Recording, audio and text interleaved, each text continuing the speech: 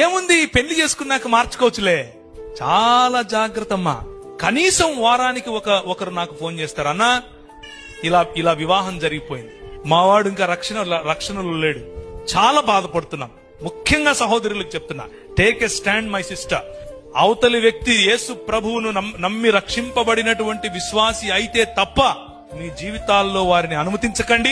మీ పెద్దల ప్రెషర్ అయినా సరే, మీ కులం యొక్క ప్రెషర్ అయినా సరే వారితో మాట్లాడండి, కానీ ఇలాంటి దేవుని వాక్య విరోధమైనటువంటి వాటిని మీ జీవితంలో అనుమతించకండి. Same thing with young boys, యవనులు.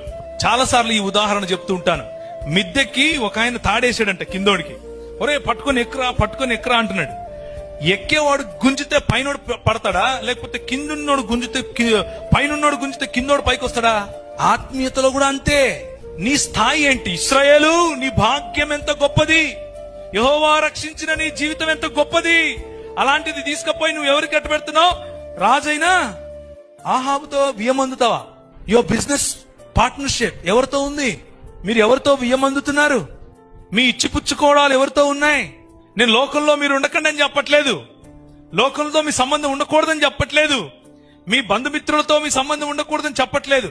కానీ మీ కుటుంబాలను నియంత్రించేంతగా వారిని లోపలికి రానివద్దు. మీ కుటుంబాన్ని, మీ ఫెయిత్ ను నియంత్రించేంతగా